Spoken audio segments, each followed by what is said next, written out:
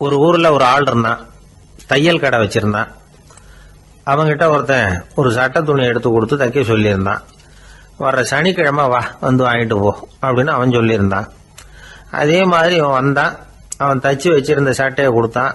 இவன் வாங்கி அங்கேயே போட்டு பார்த்தான். கை நீளம் ஒண்ணுக்கு ஒண்ணு வித்தியாசமா இருந்தது. வலது கை இடது பக்கத்தை விட நீளம் குறைச்சலா இருந்தது. அவன் முணுமுணுக்க ஆரம்பிச்சுட்டான். என்ன இது இப்படி தைச்சுட்டியேன்னு. இதுக்கு அவன் சொன்னான், ஐயையோ இதுக்காகவா சங்கடப்படுறீங்க, வலது கையை மட்டும் கொஞ்சம் உள்ள இழுத்தாப்புல வச்சுக்கிட்டீங்கன்னா சரியா போகுது. மற்றபடி அந்த சட்டையில உள்ள கலை அம்சத்தை கவனிங்க, எவ்வளவு அற்புதமா தச்சிருக்கேன் பாருங்க. ஒரு சின்ன குறைய இப்படிலாம் பொருட்படுத்த வேண்டியதில்லை. நான் சொன்னது மாதிரி கையை கொஞ்சம் உள்ள இழுத்தது மாதிரி வச்சுக்கிட்டு நடந்து போங்க, ஜோரா இருக்கும் அப்படின்னா. அவனும் யோசிச்சு பார்த்தான். சரியான யோசனையா தான் தோணுச்சு. கொஞ்சம் முயற்சி பண்ணி வலது கையை கொஞ்சம் உள்ள இழுத்து சட்டை சரியா இருக்கிறது மாதிரி பண்ணிட்டான். இப்போ மறுபடியும் ஒரு பிரச்சனை.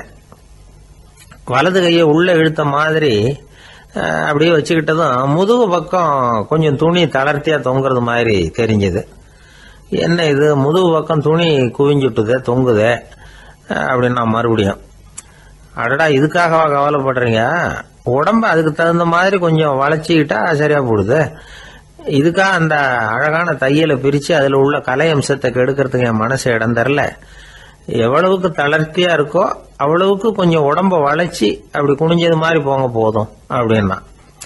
அதுவும் நல்ல யோசனையா தான் பட்டுது இவனுக்கு. சரின்னு சொல்லிவிட்டு புறப்பட்டான். தெருவில் இறங்கினான். கையை கொஞ்சம் உள்ள இழுத்தான். உடம்ப கொஞ்சம் முன்னால வளைச்சான். சட்டைக்கு தகுந்த மாதிரி உடம்ப பண்ணிட்டான். மெதுவா நடந்து போறான். இப்போ எதிரில் இன்னொருத்தன் வரான். இவனை பாக்குறான். இவன் போட்டிருக்கிற சட்டையை பாக்குறான். ஆஹா அற்புதம்ங்கிறான். சும்மா சொல்லக்கூடாது, ரொம்ப நல்லா இருக்கு நிச்சயமா. இது இந்த ஊர் மேல தெருவில் இருக்கிற ஒருத்தன் இருக்கானே, அவன் தச்சதா தான் இருக்கணும் அப்படின்னா. இதை கேட்டதும் அவனுக்கு ஆச்சரியம். எப்படி அவ்வளவு கரெக்டா கண்டுபிடிச்சிங்க அப்படின்னு கேட்டிருக்கான். இதுக்கு அந்த வழிபோக்கன்னு சொன்னானா, அவன் ரொம்ப கெட்டிக்காரன். உங்களை மாதிரி உடம்பும் கையும் வளைஞ்சு போன ஒரு ஆசாமிக்கு அவனை தவிர வேற யாராலேயும் இவ்வளவு பொருத்தமான ஒரு சட்டையை தைக்க முடியாது அப்படின்னானா. பாருங்க, அவனுக்காக இவன் அனுசரிக்க போய் இவனோட நிலைமை எப்படி ஆயிடுது பாருங்க. இதே மாதிரி தான் சில சடங்குகளும் சம்பிரதாயங்களும் நம்மளை கோமாளி ஆக்கி விட்டுரும். எதுவா இருந்தாலும் அதுல அறிவுபூர்வமான அணுகுமுறை அவசியம். ஒரு நர்ஸ் அவசரமா ஓடி டாக்டர் கிட்ட சொல்லிச்சான், டாக்டர் ஒரு தப்பு நடந்து போச்சு, 10ஆம் நம்பர் பெட்ல இருக்கிற பேஷண்ட்டுக்கு காலில் ஆபரேஷன் பண்றதுக்கு பதிலாக கையில் ஆபரேஷன் பண்ணி விட்டீங்க. கை ஆபரேஷன் பண்ணிக்க வேண்டிய ஆள் 7ஆம் நம்பர் பெட்ல இருக்கார் அப்படின்னு தான். அதுக்கு ஒரு பதட்டப்படாம சொன்னாராம், பரவாயில்ல இவரை தூக்கி 7ஆம் நம்பர் பெட்ல போட்டுரு அப்படின்னாராம். வங்க நாவலாசிரியர் சரத் சந்திரர் ஒரு நண்பர் அவர்கிட்ட வந்தார். வழக்கமா எல்லா எழுத்தாளர்கள்கிட்டையும் கேட்கிற ஒரு கேள்வியை கேட்டார்.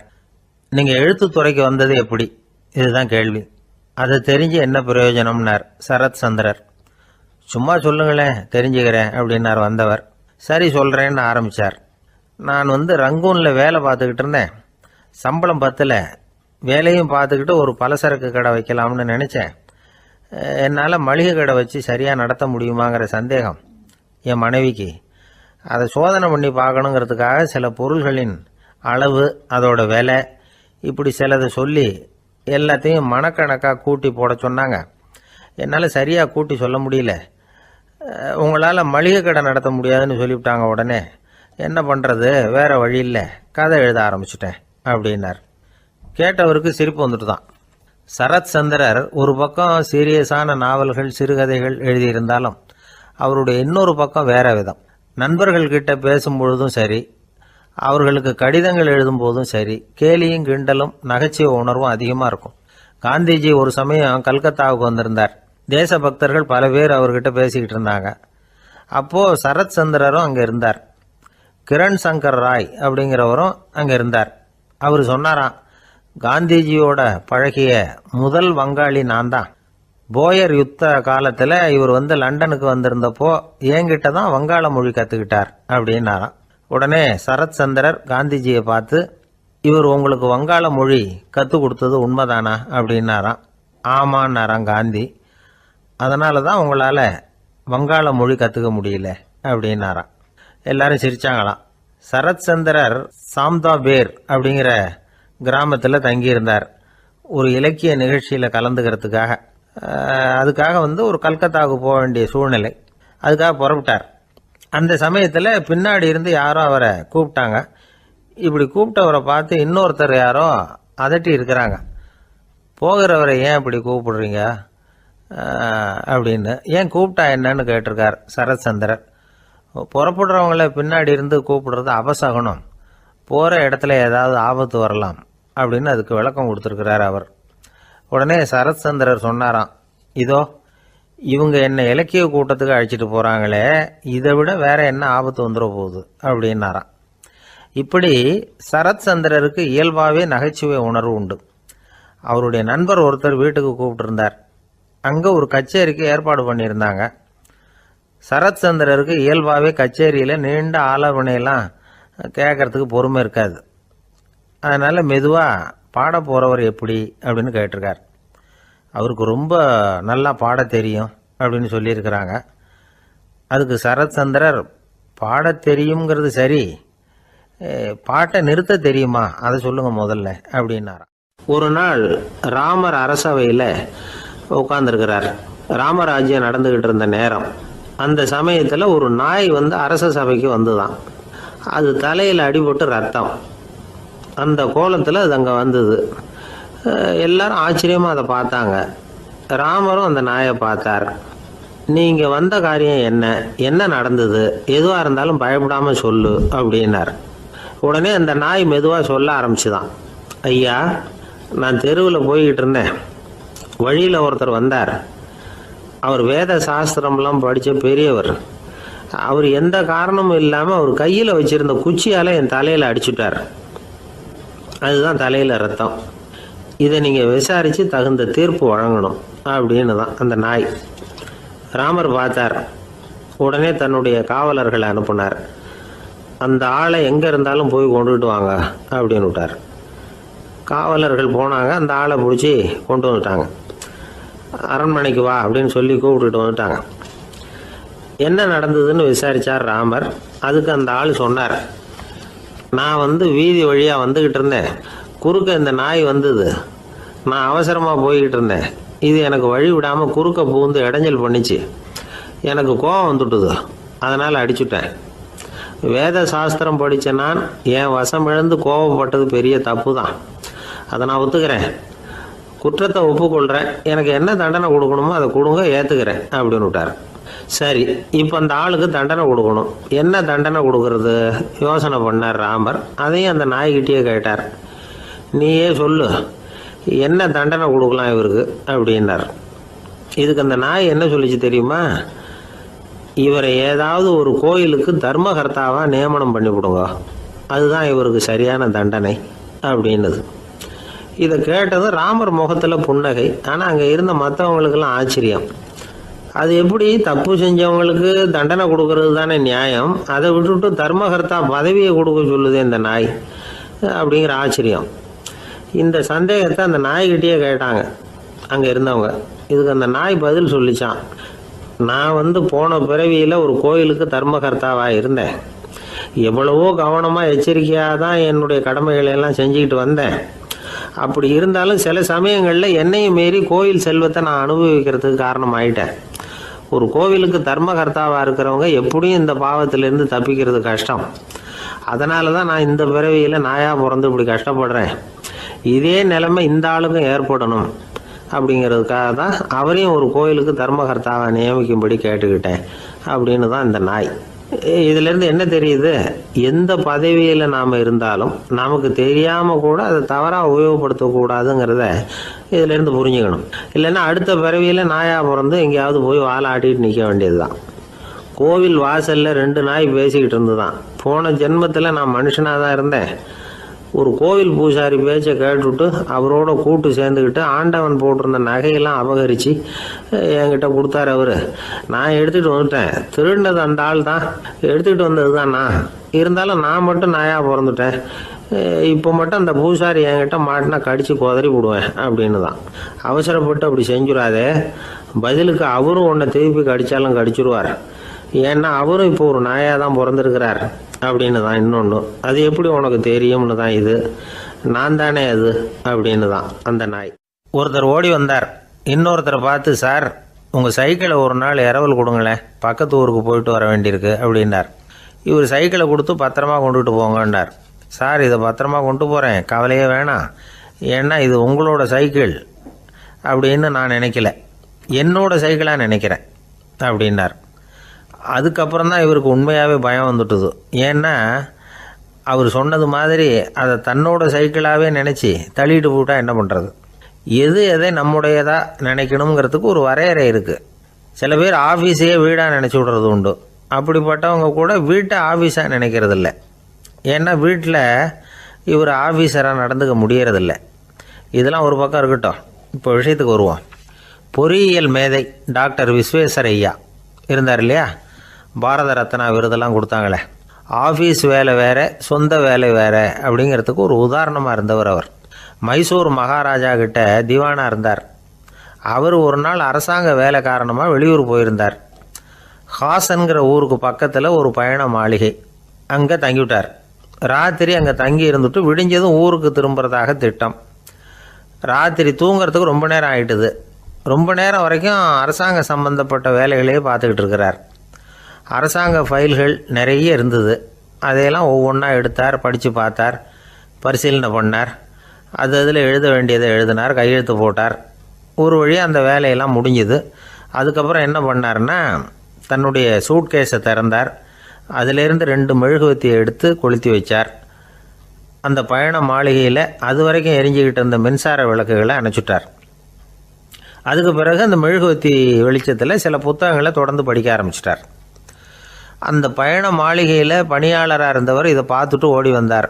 மறுபடியும் மின் விளக்கு போடுறதுக்காக போனார். விஸ்வேஸ்வரய்யா அதை பார்த்துட்டு போட வேணாம்ட்டாராம். இது வரைக்கும் நான் அரசாங்க அலுவல்களை கவனிச்சிக்கிட்டு இருந்தேன், அதனால் மின் விளக்குகள் அப்போ எரிஞ்சதில் தப்பு இல்லை. இப்போ நான் புத்தகம் படிச்சுக்கிட்டு இருக்கேன், இது என்னுடைய சொந்த வேலை, இங்கே இருக்கிற மின் விளக்கு அதுக்காக ஏன் எரியணும் அப்படின்னு கேட்டாராம். இப்போ இருக்கிற சில அரசு பணியாளர்கள்கிட்ட இந்த சம்பவத்தை பேச்சோட பேச்சாக சொல்லி பார்த்தேன். அவங்களால இதை ஜீரணிக்கவே முடியல. நேர்மை தேவை தான் சார், அதுக்காக அவ்வளவு தூரத்துக்கு அது தேவையா அப்படிங்கிறாங்க. விஸ்வேஸ்வரய்யா அப்படி பண்ணினது தான் ஒரு நேர்மையாளர் அப்படின்னு இந்த உலகத்துக்கு நிரூபிக்கணுங்கிறதுக்காக இல்லை. தான் அப்படி நடந்து காட்டினா தன்னை சுற்றி இருக்கிறவங்களும் அதை கேள்விப்படுறவங்களும் முடிஞ்ச அளவுக்கு பொது வாழ்க்கையில், அரசு பணியில் நேர்மையை கடைபிடிக்க முயற்சி பண்ணலாமே அப்படிங்கிறதுக்காகத்தான். இப்போவும் சில பேர் இருக்கிறாங்க, இவங்க ஆஃபீஸ் வேறு வீடு வேறேன்னு நினைக்கிறதில்ல, அவ்வளோ உரிமை. ஒருத்தர் அப்படி தான், அவருக்கு அவசரமாக 5000 ரூபா தேவைப்பட்டது. ஆஃபீஸு பணத்தை எடுத்துக்கிட்டார். அந்த நேரம் பார்த்து ஆடிட் வந்துட்டுது. ஆப்பிட்டுக்கிட்டார். விசாரணை நடக்குது. அவர் சொல்கிறார், சார் நான் நேரம் காலம் பார்க்காம ஆஃபீஸில் வேலை செய்வேன், ஏன்னா அதை என்னோடய ஆஃபீஸாக நினைக்கிறேன். அவசரத்துக்கு அந்த பணத்தை எடுத்தேன், மறுபடியும் வச்சுடலாம்னு தான் இருந்தேன், அதுக்குள்ளே இப்படி ஆகிட்டுது. நீங்கள் என்ன நினச்சாலும் சரி, நான் ஆஃபீஸ் வேறு வீடு வேறு அப்படின்னு நினைக்கிறதில்ல, அது என்னோட சுபாவம் அப்படின்னார். விசாரணை பண்ணவர் தீர்ப்பு வழங்கினார். உங்கள் சுபாவத்துக்கு மதிப்பு கொடுத்து நானும் தீர்ப்பு வழங்குறேன். நீங்கள் கொஞ்ச நாள் ஜெயிலில் இருந்துட்டு வாங்க, அது உங்களுக்கு கஷ்டமாக இருக்காதுன்னு நினைக்கிறேன். ஏன்னா அங்கே போனாலும் நீங்கள் உங்கள் சுபாவப்படி வீடு வேற ஜெயில் வேறன்னு நினைக்க மாட்டீங்க அப்படின்னாராம். ஒரு தெருவில் சில சிறுவர்கள் விளையாடிக்கிட்டு இருந்தாங்க. ஏதோ ஒரு உயரமான கல்லை நடுத்தெருவில் வச்சு அதை சுற்றி சுற்றி ஓடி வந்துக்கிட்டு இருக்கிறாங்க. அது என்ன விளையாட்டோ அவங்களுக்கு தான் தெரியும்.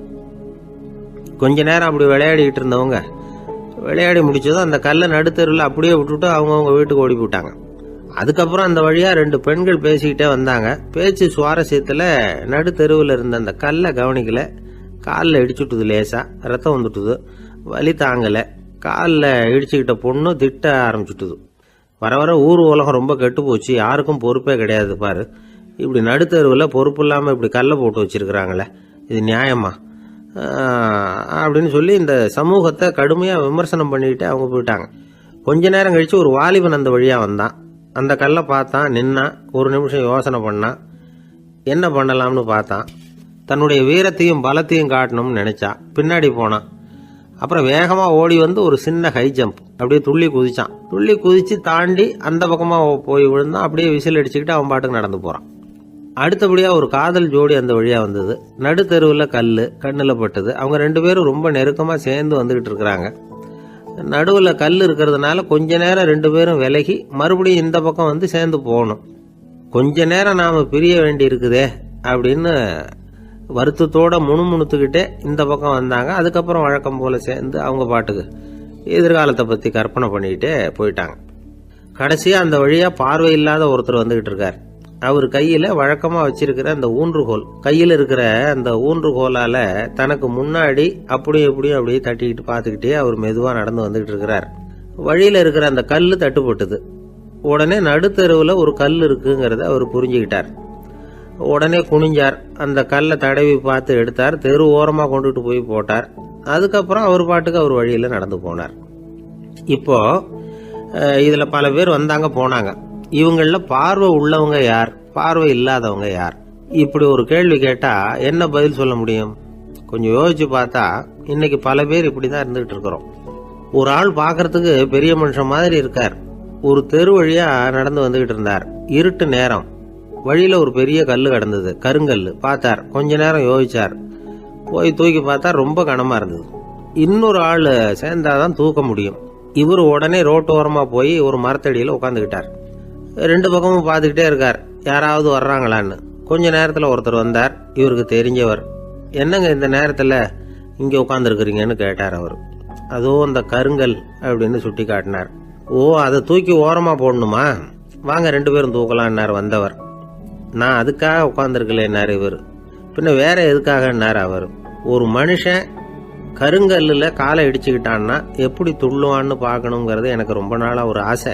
அதுக்காக தான் உட்காந்துருக்கிறேன் அப்படின்னார். ஒரு ரயில் போய்கிட்டு இருக்கு. அதில் ஒரு பெரியவர் பிரயாணம் பண்ணிட்டு இருக்கிறார். எதிரில் ஒரு பெரிய அதிகாரி, IAS ஆஃபீஸர் உட்காந்துருக்கிறார். 2 பேருக்கும் முன்ன பின்ன அறிமுகம் இல்லை. அவர் வேற யாரோ, இவர் வேற யாரோ.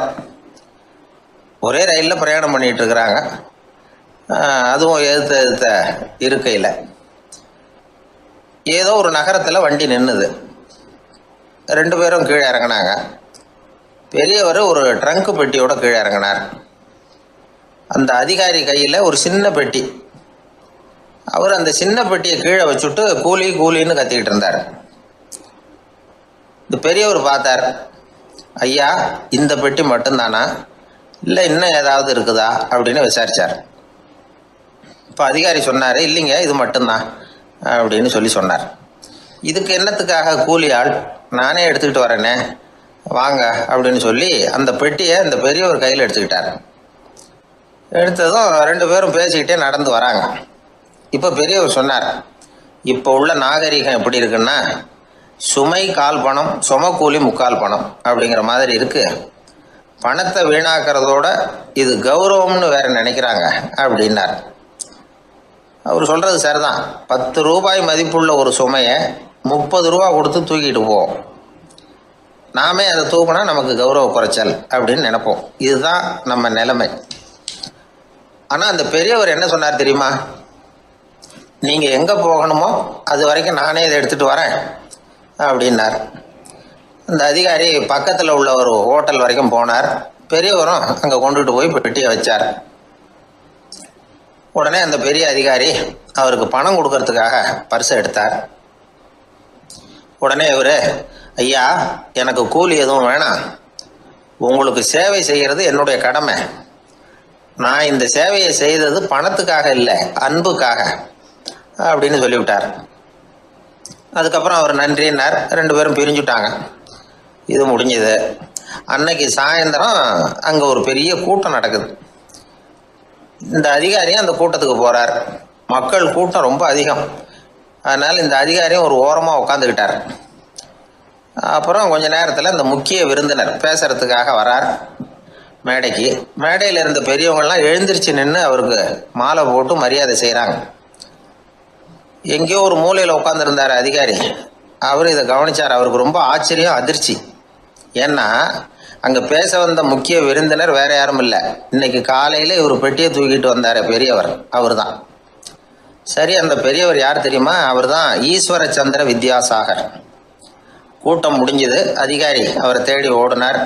அவர் கைகளை பிடிச்சிக்கிட்டார். ஐயா என்னை மன்னிச்சுடுங்க அப்படின்னாரு. அப்புறம் சொன்னார், அகங்காரங்கிற கெட்ட புத்தி தான் உண்மையை கண்கள்ல இருந்து மறைக்குது. அகங்காரம் தான் மனுஷனை அழிக்குது. நீங்கள் ரொம்ப பெரிய மனிதர், இருந்தாலும் மனிதத்தன்மையோடு நடந்துக்கிறீங்க. இந்த அன்பு, தயவு, பொறுமை இதெல்லாம் இல்லைன்னா மனிதனாக இருக்கிறதுல என்ன பிரயோஜனம் அப்படின்னு சொல்லிவிட்டு அந்த அதிகாரி போனாராம். மனிதத்தன்மைன்னா என்ன அப்படிங்கிற கேள்விக்கு இந்த பெரியவர் ஒரு உதாரணம். இப்பெல்லாம் அப்படியா இருக்கிறாங்க? ஒரு பெரியவர் ஒரு பெட்டியை தூக்கிட்டு வந்துக்கிட்டு இருக்கிறார். ஒரு இளைஞன் ஓடி வந்தான். கொடுங்க சார், நான் தூக்கிட்டு வரேன்னா. கொடுத்தார். வாங்கி தலையில் வச்சுக்கிட்டான். அப்புறம் சொன்னான், அடுத்தவங்க சிரமப்படக்கூடாதுங்கிறது என்னுடைய கொள்கை அப்படின்னா. அது நல்லது தான்னார் அவர். கடைசியில் பெட்டியை கொடுத்தான். வாங்கிக்கிட்டு பர்ஸை திறந்தார் பணம் கொடுக்கறதுக்காக. வேணாங்க அப்படின்னு விட்டான் அந்த இளைஞன். ஏன்னார், நான் சொன்னேன் அடுத்தவங்க சிரமப்படக்கூடாதுங்கிறது என்னுடைய கொள்கைன்னு. அதனால் உங்களுக்கு சிரமம் கொடுக்கக்கூடாதுங்கிறதுக்காக வரும்பொழுது நானே உங்கள் பர்ஸை எடுத்து வேணுங்கிற பணத்தை எடுத்துக்கிட்டு திருப்பி உங்கள் பாக்கெட்லேயே போட்டுட்டேன் அப்படின்னா. இப்படி இருக்குது இந்த காலம். அதனால் வாழ்க்கையில் அன்பு, தயவு, பொறுமை இதெல்லாம் ரொம்ப அவசியம் அப்படிங்கிறத நாம் புரிஞ்சுக்கணும். ஒரு விஞ்ஞானி இருந்தார். அவர் பேர் என்னன்னா ஹோ, இதுதான் அவர் பேர். ஒரு ஊசியை கண்டுபிடிக்கணும், அதுக்காக அவர் ரொம்ப காலமாக தலையை பிச்சுக்கிட்டு ஆராய்ச்சி பண்ணிகிட்டு இருந்தார். அது என்ன ஊசி தெரியுமா?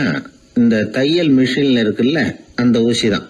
அவருக்கு பிடிபடாமல் இருந்த விஷயம் என்னன்னா, அந்த ஊசியோட கூர்மையான பாகத்தில் நூலை எப்படி கோக்கிறது, அது எப்படி சேர்க்கறது. அதில் மற்ற ஒரு பாகம் மிஷினுக்கு உள்ளே போயிடுது. அதனால் அந்த பாகத்தில் சாதாரணமாக மற்ற ஊசியில் நாம் செய்கிறது மாதிரி நூலை கொண்டு போய் நுழைக்க முடியாது. அப்படியே நுழைச்சாலும் தைக்கிறது எப்படி, அது முடியாத காரியம். இதுதான் அவருக்கு இருந்த பிரச்சனை. ரொம்ப நாள் யோசனை பண்ணி பார்த்தார். தையல் மிஷின் ஊசியோட வடிவ அமைப்பு அவருக்கு புலப்படலை. ராத்திரி பகலா அதே ஞாபகமாக இருந்தார். ஒரு நாள் அவர் தூங்கிக்கிட்டு இருக்கிறார். அப்போ ஒரு கனவு வந்தது. எப்படின்னா, அந்த கனவுல அவரை ஒரு மலைஜாதி மக்கள் பிடிச்சிட்டு போயிடுறாங்க. கொண்டுகிட்டு போய் ஒரு இடத்துல கட்டி போட்டுடுறாங்க. அந்த மலைஜாதி மக்களோட அரசன் ஒருத்தன் அவன் வர்றான். அவரை பார்த்து ஒரு உத்தரவு போடுறான். என்ன உத்தரவு தெரியுமா? பொழுது சாயறதுக்குள்ள நீ தையல் மிஷின் ஊசியை கண்டுபிடிக்கணும். அப்படி கண்டுபிடிக்கலைன்னா உன் தலையை வெட்டி விடுவோம். இதுதான் அந்த அரசன் போட்ட கட்டளை. இவருக்கு என்ன பண்றதுன்னு ஒண்ணுமே புரியல. திருன்னு முழிக்கிறார். இந்த நேரத்துல அந்த மலைஜாதியினர் அவரை சுத்தி சுத்தி பயங்கரமா முழிச்சுக்கிட்டு டான்ஸ் ஆடுறாங்க. தன்னை சுத்தி சுத்தி ஆடிக்கிட்டு வர்றவங்கள ரொம்ப பயத்தோட அவர் பாக்குறார். நேரம் ஆவ ஆவ தன்னோட இறுதி நேரம் நெருங்கிறத உணர்றார். ரொம்ப நெருக்கடியான நிலைமை. தன்னை சுத்தி ஆடுறவங்கள கவனிக்கிறார். அவங்க கைகள்ல ஈட்டி மாதிரி ஏதோ ஒரு ஆயுதம் வச்சிருக்கிறாங்க. அந்த ஆயுதத்தை இவர் கண்ணுக்கு நேரா கொண்டுகிட்டு வராங்க. அதை அவர் பாக்குறார். அந்த ஆயுதத்தின் கூரான முனைய இவர் கூர்ந்து கவனிக்கிறார். அந்த கூரான முனையில ஒரு சின்ன துவாரம் தெரியுது. உடனே அவருக்கு பளிச்சுன்னு ஒரு ஐடியா உதயமாகுது. இதைத்தானே இவ்வளவு காலமும் நான் தேடிக்கிட்டு இருந்தேன். கூரான முனையில ஒரு சின்ன துவாரத்தை போட்டுட்டா அது மூலமா நூலை செலுத்தி மறுமுனைய மிஷின்ல வச்சுடலாமே. தையல் மிஷின் ஊசி ரெடி அப்படின்னு நினைச்சார். திடீர்னு தூக்கம் கலைஞ்சது. உடனே தன்னுடைய தலைமாட்டில் இருந்த குறிப்பு ஏடுல இதை குறிச்சு வச்சுக்கிட்டார். அதுக்கப்புறமா அந்த ஊசியையும் அவர் செஞ்சு முடிச்சார். இது எப்படின்னு நீங்க நினைக்கலாம், ஆனா இது சாத்தியம்தான். முழிச்சுக்கிட்டு இருக்கிறப்போ நமக்கு ஏற்படுற சில பிரச்சனைகளுக்கு கனவுல விடை கிடைக்கிறது உண்டு. அப்படி பல பேருக்கு ஆயிருக்கு. உங்களையும் பல பேருக்கு இது மாதிரி அனுபவம் ஏற்பட்டிருக்கலாம்.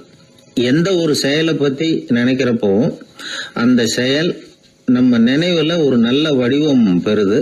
ஒரு செயல் திட்டத்தை எந்த அளவுக்கு நாம நல்ல யோசனை செஞ்சு திட்டம் போடுறோமோ அந்த அளவுக்கு அதை சுலபமா செஞ்சு முடிக்க முடியும். அந்த விஞ்ஞானி நினைச்ச காரியம் அவர் எண்ணம் பூராவும் ஆக்கிரமிச்சது. அதனால அவர் நினைச்சது கனவுல உருவாகி அதுக்கு செயல் வடிவம் கிடைச்சிட்டுது. மனிதனோட உள் மனசுக்கு அவ்வளவு ஆற்றல் உண்டு அப்படின்னு சொல்றாங்க. தூக்கத்தை ஆக்கபூர்வமா உபயோகப்படுத்துறது எப்படி அப்படிங்கறத பத்தியெல்லாம் இப்ப நிறைய ஆராய்ச்சி பண்றாங்களாம். பயிற்சியெல்லாம் வேற கொடுக்குறாங்களாம். அதனால தூக்கத்தை பத்தி லேசா நினைச்சுடாதீங்க. நமக்கு வேண்டியப்பட்ட ஒருத்தர், அவருக்கு தூக்கத்துல நடக்கிற வியாதி, அதுக்காக மருந்து சாப்பிட்டுக்கிட்டு இருந்தார். ஒரு நாள் அவரை பார்த்து கேட்டோம், ஏங்க உங்க தூக்கத்துல நடக்கிற வியாதிக்கு மருந்து சாப்பிட்டீங்களே, ஏதாவது முன்னேற்றம், ஏதாவது இம்ப்ரூவ்மெண்ட் தெரியுதா அப்படின்னு கேட்டோம். தெரியுதுன்னார். எப்படின்னோ, அதுக்கு அவர் சொல்றார், முன்னாடி எல்லாம் தூக்கத்துல ஒரு 10 அடி தூரம் நடப்பேன், இப்போலாம் ஒரு 40 அடி வரைக்கும் நடக்கிறேன் அப்படின்னு. ஒரு நாள் ஒரு 10-15 பள்ளிக்கூடத்து பிள்ளைங்க தேடிட்டு வந்தாங்க. உங்களை பார்த்துட்டு தான் போகணும், அதுக்காக தான் வந்திருக்கோம்னாங்க. என்ன விஷயம்னு கேட்டோம். நாங்கள்லாம் கூடி ஒரு முடிவு பண்ணியிருக்கிறோம், அதை உங்ககிட்ட சொல்லணும் அப்படின்னாங்க. அதுவும் ஒரு வாண்டு பையன் அதை சொன்னான். என்ன முடிவு அது அப்படின்னு கேட்டோம் ரொம்ப ஆர்வமாக. அதை இப்போ சொல்ல மாட்டோம், எங்களுக்கு பிடிக்கிற மாதிரி ஏதாவது ஒரு தகவல் சொன்னால் அதுக்கப்புறம் நாங்கள் அதை சொல்கிறோம் அப்படின்னா அந்த வாண்டு பையன். சரி, சின்ன பையன்கிட்ட இன்றைக்கி வசமாக மாட்டிக்கிட்டோம் அப்படின்னு நினச்சிக்கிட்டு அவங்களுக்கு தகுந்த மாதிரி ஒரு கதை சொல்ல ஆரம்பித்தோம். அது என்ன கதைன்னா, ஒரு பெரிய காடு, அதில் பலவிதமான மிருகங்கள். அந்த காட்டுக்கு ஒரு சிங்கம் தான் ராஜா. எப்பவும் காட்டுக்கு அது தானே ராஜா. ஒரு பெரிய யானைக்கு இது பொறுக்கலை. என்ன இது, எப்போ பார்த்தாலும் இங்கே சிங்கத்துக்கே ராஜா பதவி கிடைக்குது, நான்லாம் எவ்வளவு பலசாலியாக இருக்கிறேன், அப்படி இருந்தும் எனக்கு அந்த பதவி கிடைக்கலையே அப்படின்னு தனக்குள்ளே பொறுமிக்கிட்டே இருந்தது. ராஜா பதவியை நினச்சி ரொம்ப ஏக்கம், அதுக்கு பதவி மோகம். இந்த சமயம் பார்த்து ஒரு குள்ள நரி கூட்டம் அதை தேடிட்டு வந்தது. ஐயா பெரியவங்களே, நீங்கள் இந்த காட்டுக்கு ராஜாவாக இருக்க ஆசைப்படுறீங்க, அதில் ஒன்றும் தப்பு இல்லை. ஆனால் அதுக்கு முன்னாடி நீங்கள் எங்கள் கூட்டத்துக்கு கொஞ்ச நாள் தலைவராக இருங்க, அதாவது ராஜாவாக இருங்களேன், உங்களுக்கும் ஒரு ட்ரைனிங் கிடைச்சது மாதிரி இருக்கும் அப்படின்னு சொல்லியிருக்குது இந்த கூட்டம், குள்ள நெறி கூட்டம். இதை கேட்ட உடனே யானைக்கு ரொம்ப சந்தோஷம் தாங்கலை. அதுதான் எப்போன்னு பதவிக்காக காத்துக்கிட்டு இருக்குதே. இருந்தாலும் கொஞ்சம் பிகுவோட, சரி நீங்கள்லாம் இவ்வளோ தூரம் என்னை தேடிட்டு வந்து கேட்கறதுனால மறுக்க முடியல அப்படின்னு ரொம்ப ஏதோ அவளுக்கு சிரமப்பட்டு ஒத்துக்கிறது மாதிரி ஒத்துக்கிட்டது. ஏதோ உங்கள் ஆசைக்கு கட்டுப்படுறேன், கொஞ்ச நாள் உங்கள் கூட்டத்துக்கு ராஜாவாக இருக்கிறதுக்கு சம்மதிக்கிறேன் அப்படின்னுது. உடனே அந்த யானை ராஜ நட போட ஆரம்பிச்சிட்டுது. யானை சாதாரணமாக நடந்தாவே எப்படி இருக்குங்கிறது நமக்கு தெரியும். அதுவே ராஜ நடந்தால் எப்படி இருக்கும் கற்பனை பண்ணி பாருங்கள். யானை முன்னாடி கம்பீரமாக போய்கிட்டு இருக்குது, தலைவர் இல்லையா, அதனால் குள்ள நரிகள்லாம் ரொம்ப அடக்கமாக அது பின்னாடி அணிவகுத்து போயிட்டு இருக்குது. ராஜா வாழ்க, மன்னர் வாழ்க அப்படின்னு கோஷம் வேற. யானைக்கு தலைகால புரியல, அவ்வளவு சந்தோஷம். அந்த யானைக்கு செருக்கு, ஆணவம் எல்லாம் ஏற்பட்டு போச்சு. அதுக்கப்புறம் அது தரையை பார்க்குமா, நிமிர்ந்து நடக்க ஆரம்பிச்சுட்டுது. தரையை பார்க்குறதே இல்லை. அப்படி போயிட்டுருக்கிறப்போ ஒரு சதுப்பு நிலத்தில் திடீர்னு காலை வச்சுட்டுது. அவ்வளோதான், கால் உள்ளே போட்டுது. இன்னொரு காலை எடுத்து வச்சுது, அதுவும் உள்ளே போட்டுது. அந்த 2 காலையும் எடுக்கிறதுக்காக அடுத்த 2 காலையும் அழுத்திச்சு, அதுவும் உள்ளே போக ஆரம்பிச்சுட்டுது. இப்போ 4 காலம் வசமாக சேத்துல அழுந்தி போச்சு, எடுக்க முடியல. குள்ள நரிகள்லாம் அதை சுற்றி வந்தது. சிலது சுற்றி நின்று டான்ஸ் ஆட ஆரம்பிச்சுட்டுது யானையை பார்த்துட்டு. இதை யானை பார்த்தது. என்ன இது, தலைவர் நான் தவிச்சிக்கிட்டு இருக்கிறேன், தொண்டர்கள்லாம் சுற்றி நின்று வேடிக்கை பார்த்துக்கிட்டு இருக்கிறீங்க, டான்ஸ் ஆடுறீங்க அப்படின்னு கேட்டுதான். தொண்டர்களே, தலைவர் நான் தவிச்சிக்கிட்டு இருக்கிறது உங்களுக்கு தெரியலையா? இப்போ உடனே உங்கள் தலைவரை காப்பாற்ற வேண்டியது உங்கள் கடமை இல்லையா அப்படின்னு கத்துச்சான் அந்த யானை. குள்ள நரிகளில் ஒன்று முன்னாடி நின்று அந்த யானையை பார்த்து தான், தலைவரே எங்களுக்கு ரொம்ப நாளாக ஒரு ஆசை, அந்த ஆசையை நிறைவேற்றிக்கிறதுக்காக தான் உங்களை எங்கள் தலைவராக ஏற்றுக்கிறோம்னு சொன்னோம் அப்படின்னு தான். என்ன ஆசைன்னு கேட்டிருக்கு யானை. யானை கறி சாப்பிட்டு பார்க்கணுங்கிறது எங்களுக்கு ரொம்ப நாள் ஆசை, அது இன்றைக்கி தான் நிறைவேற போகுது அப்படின்னு தான் அந்த நரி. இதை கேட்ட உடனே அந்த யானை அப்படியே மூர்ச்சி ஆகிட்டு தான். நரிகள்லாம் அது மேலே ஏறி குதற ஆரம்பிச்சுட்டு தான். பதவி மேலே இருந்த பேராசை அந்த பலசாலியான யானையையே மாட்டி விட்டுட்டுது பார்த்தீங்களா அப்படின்னு சொல்லி முடித்தோம் இந்த கதையை அந்த சின்ன பிள்ளைங்கக்கிட்ட. சரிங்க, இப்போ நாங்கள் உங்களை தேடி வந்த விஷயம் என்னங்கிறத சொல்லவா அப்படின்னா ஒரு வாண்டு பையன். சீக்கிரம் சொல்லு தம்பி, சஸ்பென்ஸ் தாங்கலை அப்படின்னோம். அவன் மெதுவாக எங்களை பார்த்து சொல்கிறான், எங்களுக்கு கொஞ்ச நாள் நீங்கள் தலைவராக இருந்தால் தேவலை அப்படின்னா. ஒரு நண்பர் சினிமா படம் தயாரிக்கிறவர், அவர்கிட்ட ஒரு நாள் பேசிக்கிட்டு இருந்தேன். அது எப்படி சார், நீங்கள் எடுக்கிற எந்த படமும் கையை கடிக்காத அளவுக்கு எடுத்துடுறீங்களே, அது எப்படின்னு கேட்டேன். அது ஒன்றும் பெரிய விஷயம் இல்லை சார், பெண்களுக்குன்னு சில உருக்கமான காட்சிகள், இளைஞர்களுக்குன்னு சில நடனங்கள், அடிதடி காட்சிகள், அப்புறம் வயசானவங்களுக்குன்னு சில ஆன்மீக காட்சிகள், சின்ன பிள்ளைங்களுக்கு சிரிப்பு, இப்படி எல்லாமும் சேர்த்து நான் படம் எடுக்கிறேன். மசாலா படம்னு பேர். இது ரொம்ப பெருசாக இல்லைன்னாலும் ஓரளவுக்கு சுமாராக ஓடிடும், கையை கடிக்காது அப்படின்னார். இது ஒரு உத்தி. சில பத்திரிகை ஆசிரியர்களும் இந்த உத்தியை கையாளுறது உண்டு. இந்த உத்திக்கு பார்னம் உத்தி அப்படின்னு பேர், பார்னம் எஃபெக்ட் அப்படின்னு சொல்லுவாங்க. அதாவது ஃபீனியஸ் டி பார்னம் அப்படின்னு ஒருத்தர் அமெரிக்காவில் இருந்தாராம். அதாவது 19ஆம் நூற்றாண்டில் அமெரிக்காவில் கொடிகட்டி பறந்த ஒரு சர்க்கஸ் நிறுவனத்தின் அதிபர் அவர். இந்த உலகத்தில் ஒவ்வொரு நிமிஷமும் ஒரு ஏமாளி பறந்துகிட்டே இருக்கிறான் அப்படிங்கிறது அவருடைய சித்தாந்தம். ஒவ்வொருத்தரையும் திருப்திப்படுத்துகிற அளவுக்கு அம்சங்களை கொஞ்சம் கொஞ்சமாக கலந்து கேளிக்கை நிகழ்ச்சிகளை நடத்தினது தான் அவருடைய மகத்தான வெற்றிக்கு காரணம். அதனால் அந்த உத்தியை யார் கடைப்பிடிச்சாலும் சரி, அதுக்கு பார்னம் உத்தி அப்படின்னு பேர் வந்துட்டுது. ஜோசியம் சொல்கிறவங்களுக்கும் இந்த உத்தி தான் கை கொடுக்குது. ஒரு விஷயத்தை ஒருத்தருடைய கோள் நிலைகள் அல்லது கையெழுத்து நிரூபிக்கிறதாக அவர்கிட்ட சொன்னால் அதை அவர் நம்பிவிடுவார். ஆனால் அந்த விஷயம் நல்லதாக இருக்கணும், நேர்மையானதாக இருக்கணும், அதாவது பாசிட்டிவாக இருக்கணும். 8ஆம் இடத்துல குரு, 9ஆம் இடத்துல சனி, நீங்கள் ஒரு பெரிய மேதை தான் அப்படின்னு சொல்லுவாங்க. கேட்குறவங்களுக்கு அதை மறுக்கிறதுக்கு மனசு வராது. அப்படி சொல்லும் பொழுது கூடவே என்ன கொஞ்சம் முன்கோபம் அதிகமாக இருக்கும், இருந்தாலும் அது உடனே மறைஞ்சிரும் அப்படின்னு சில அற்ப விஷயங்களையும் சொன்னாலும் அதையும் சரிதான்னு சொல்லி ஒத்துக்குவாங்க. ஆளுமையை எடை போடுகிற ஒரு நிறுவப்பட்ட உத்தியின் மூலமாக தன்னுடைய குணாதிசயங்கள் கண்டுபிடிக்கப்பட்டதாக அவர் நம்புறது தான் இதுக்கு காரணம். இந்த மாதம் பணத்தட்டுப்பாடு கொஞ்சம் இருக்கும், உடம்புல ஏதாவது கொஞ்சம் அசௌகரியம் இருக்கும், வீட்டுக்குள்ளே லேசாக மனஸ்தாபம் வரலாம்.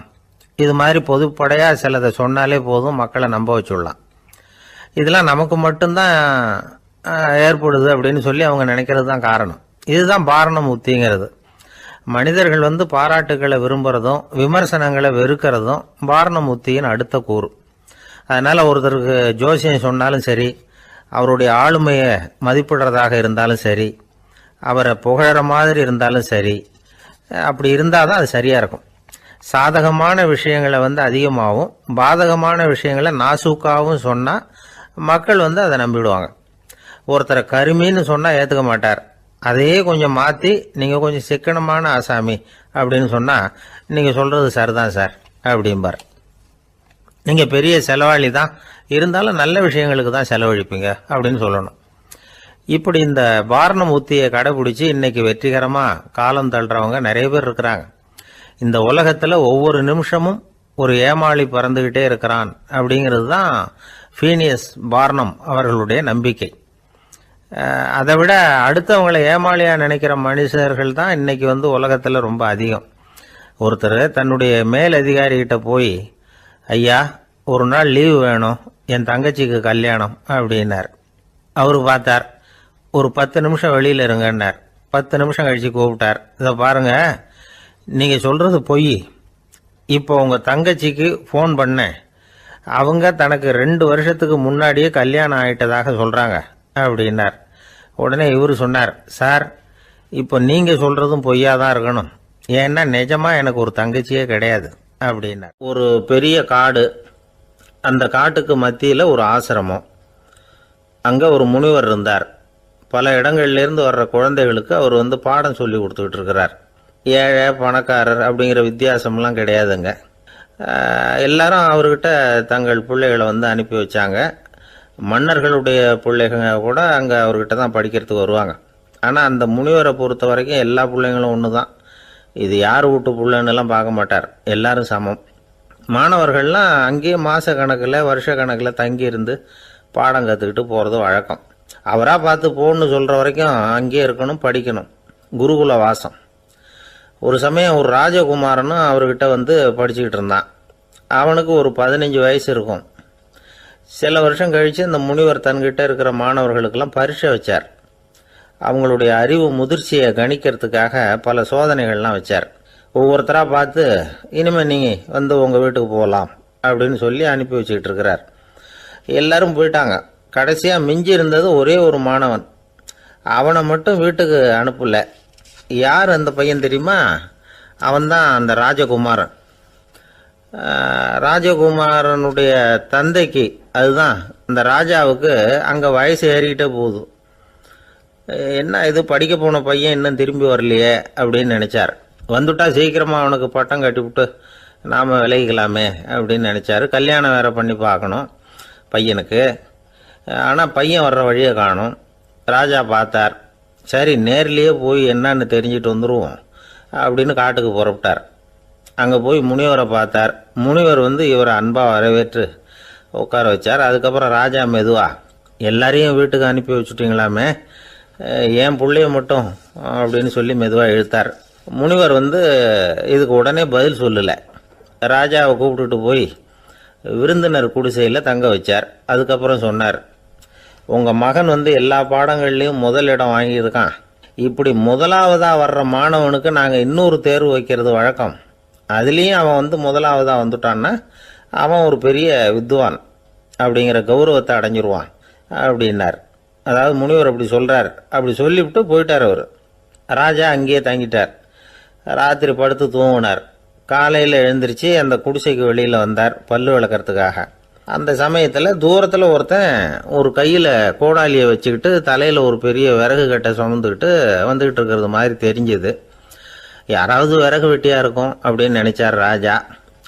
கிட்ட வந்ததும் உத்து பார்க்குறாரு. பார்த்தா அது தன்னோட புள்ள. திகைச்சு போயிட்டார். என்ன இது, ஒரு ராஜகுமாரனை கூட இது மாதிரி வேலையெல்லாம் செய்ய சொல்கிறாங்களே அப்படின்னு நினச்சார். ராஜகுமாரன் விறகு கட்டை கொண்டுகிட்டு போய் கொல்லை பக்கம் வச்சான். அந்த சமயம் முனிவர் அங்கே வந்தார். என்ன மகனே, விறகு வெட்டிட்டு வந்துட்டியா? சரி, இப்போ ஒரு துடைப்பத்தை எடுத்துக்கோ, விருந்தினர் குடிசையின் வாசல் பக்கத்தை கூட்டி பெருக்கி சுத்தம் பண்ணு போ அப்படின்னார். அப்படியே செய்கிறேன் குருவே அப்படின்னு சொல்லிவிட்டு போனான். சுத்தம் பண்ண ஆரம்பிச்சிட்டான். ராஜா பார்த்தார் இதை. உடனே ஓடியாந்தார். மகனே, என்ன காரியம் பண்ணுற? துடைப்பத்தை கீழே போடுனார்.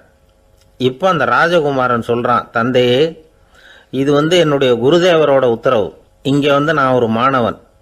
இங்கே அரசனும் ஒன்று தான், ஆண்டியும் ஒன்று தான். குருதேவர் சொல்கிறத மறுக்காமல் செய்கிறது தான் எங்கள் கடமை அப்படின்னா. இந்த சமயம் முனிவர் அங்கே வந்தார். இவனை முதுகில் தட்டி கொடுத்தார். அப்புறம் ராஜா கிட்ட சொன்னார், அரசே, உங்கள் புள்ள எங்கள் கடைசி தேர்வுலேயும் வெற்றி பெற்றுட்டான். பணிவு தான் மாணவர்களின் மிக உயர்ந்த குணம். குருநாதர் சொல்றது மனசுக்கு பிடிக்கலன்னா கூட மறுக்காம செய்யணும். அப்படி செய்யறதுனால எதை செய்யலாம் எதை செய்யக்கூடாது அப்படிங்கிற விவேகம் அவங்களுக்கு வந்துடும். செய்யக்கூடாதத கூட பெரியவங்க சொல்லிவிட்டா செஞ்சுதான் ஆகணும் அப்படிங்கிற பணிவு அவங்களுக்கு வந்துடும். இந்த குணம் வந்துட்டுதுன்னா அவங்க எத்தனை கடினமான வேலையாக இருந்தால் கூட ரொம்ப சுலபமாக செஞ்சு முடிச்சிருவாங்க. தூக்கத்திலேயும் அப்புறம் துக்கத்திலேயும் தோண்டு போட மாட்டாங்க. இந்த பணிவும் விவேகமும் அவங்கக்கிட்ட மன உறுதியை ஏற்படுத்தும். அந்த உறுதி உங்கள் பையனுக்கு வந்தாச்சு. இனிமேல் அவனை நீங்கள் அழைச்சிட்டு போகலாம். அவன் நிச்சயமாக பேரும் புகழும் பெறுவான் அப்படின்னார்.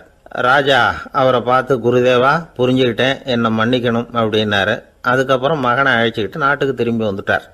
இந்த கதையை இன்று ஒரு தகவலில் சொல்லுங்க சார், உங்கள் நிகழ்ச்சியில் சொல்லுங்க சார் அப்படின்னு சொல்லி மாணவர்கள் கேட்டால் பணிவாக இருக்கிறது எப்படி அப்படிங்கிறத புரிஞ்சுக்குவாங்க அப்படின்னு சொன்னார் ஒருத்தர். சரி சொல்லுவோம், அதுக்கு முன்னாடி நேர்லேயே ஒரு பையன்கிட்ட சொல்லி பார்க்கலாமே அப்படின்னு தோணுச்சு. உடனே ஒரு பையனை கூப்பிட்டோம்.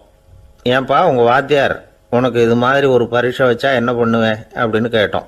நானும் அப்படி தான் சார் நடந்துக்குவேன், விறகு வெட்டுவேன், தொடப்பத்தினால கூட்டி சுத்தம் பண்ணுவேன், உடனே செஞ்சு முடிச்சிருவேன் சார் அப்படின்னா. பலே பரவாயில்லையே அப்படின்னோம்.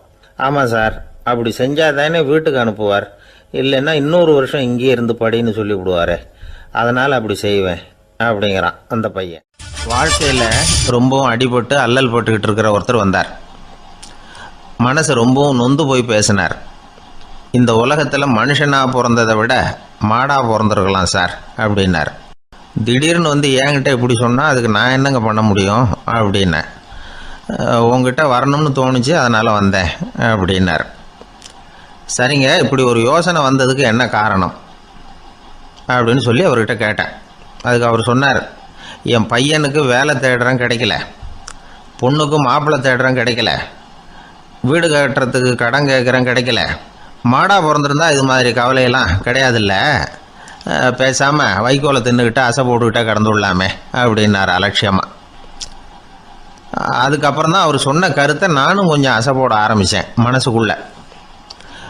இப்போது இயற்கையை பொறுத்த வரைக்கும் அது நாம் எல்லாரும் மகிழ்ச்சியாக வாழணும் அப்படின்னு தான் விரும்புது. விலங்குகள், பறவைகள், தாவரங்கள், அப்புறம் மற்ற உயிரினங்கள் எல்லாமும் நல்லபடியாக இருக்கணும் அப்படிங்கிறது தான் இயற்கையோட விருப்பம்.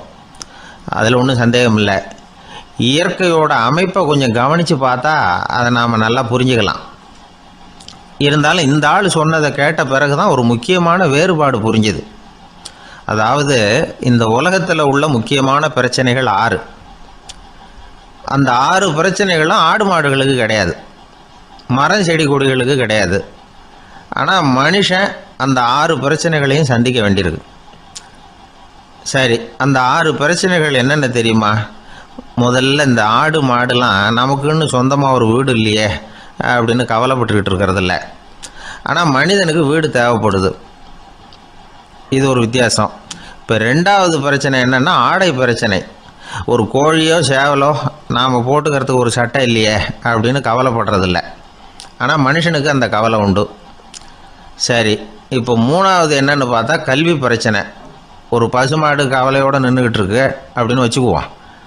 நீங்கள் அதுக்கிட்ட போய் ஏன் பசுமாடை கவலையோடு நின்றுக்கிட்டு இருக்கிற அப்படின்னு கேட்குறீங்க.